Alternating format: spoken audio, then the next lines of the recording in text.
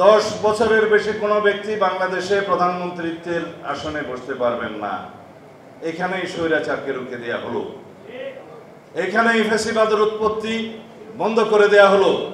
তারপরে কি করা হবে? রাষ্ট্রের সমস্ত সাংবিধানিক এবং গণতান্ত্রিক প্রতিষ্ঠানগুলোকে এই গণতন্ত্রের রক্ষা কবচ হিসেবে শক্তিশালী ভিত্তির উপরে দাঁড় করানো হবে। তার জন্য কি করতে হবে?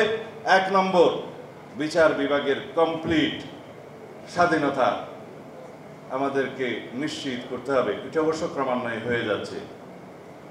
আমরা একদম ইন্ডিপেন্ডেন্স অফ জুডিশিয়ারি যদি এনশিওর করতে পারি সাংবিধানিকভাবে অবশ্যই এবং আইনিভাবে যদি এনশিওর করতে পারি, তাহলে সেটা গণতন্ত্রের রক্ষা কবচ হবে। পার্লামেন্টে এমন কোনো আইন পাস করা যাবে না যে আইনটা এই জুডিশিয়ারিতে চ্যালেঞ্জ হবে না। যদি সেরকম কোনো আইন হয়, সেই জুডিশিয়ারিকে আমাদের নির্মাণ করতে হবে। আমরা বিচার বিভাগেরও জবাবদিহিতা নিশ্চিত করার জন্য প্রস্তাব রেখেছি। শুধুমাত্র আর্টিকেল 96 এর সুপ্রিম জুডিশিয়াল কাউন্সিলের ব্যবস্থা আছে, সেই ব্যবস্থার মধ্য দিয়ে একজন বিচারককে শুধু অপসারণ করা যায়, কিন্তু অপসারণ শুধুমাত্র পিউনিটিভ মেজার্স হতে পারে না, একমাত্র শাস্তি হতে পারে না। যদি এখানে ইন্ডিভিজুয়াল ক্রিমিনাল লায়াবিলিটি থাকে, সেটা ফিক্স করার জন্য যথাযথ আইন থাকতে হবে। অধস্তন আদালতের জবাবদিহিতা নিশ্চিত করার জন্য একটা সেক্রেটারিয়েট নির্মাণই যথেষ্ট নয়। সেই সেক্রেটারিয়েটের মধ্য দিয়ে অধস্তন আদালত সমূহের তাদের জবাবদিহিতা এবং বিভিন্ন মিসকন্ডাক্টের জন্য তাদেরকে ব্যবস্থা নিতে হবে, সেই বিধান থাকতে হবে। অবশ্য আছে বলে মনে করি, কিন্তু সেটা প্রয়োগ আমরা দেখতে চাই। অবশ্য এখনো পর্যন্ত সেটা পূর্ণাঙ্গ রূপ পায়নি। এটা আর্টিকেল 116 অনুসারে সম্ভবত একটি রিট এখনো পর্যন্ত পেন্ডিং আছে।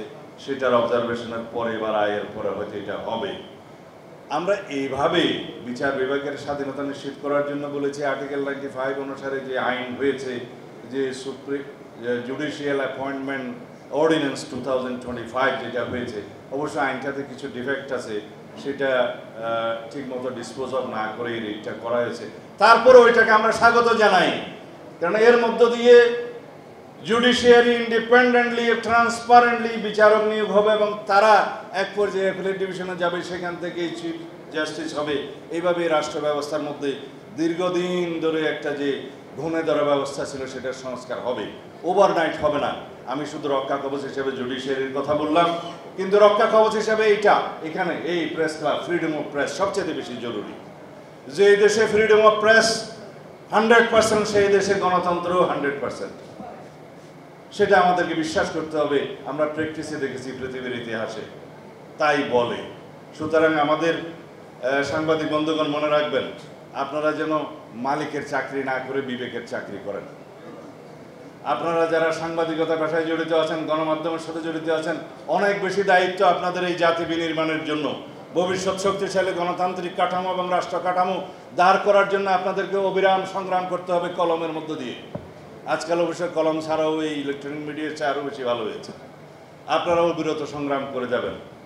সেই জন্য আমাদের আহ্বান থাকবে, ফ্রিডম অফ প্রেসটাকে যেন আমরা একদম ইন্ডিপেন্ডেন্ট করতে পারি বা এনশিওর করতে পারি।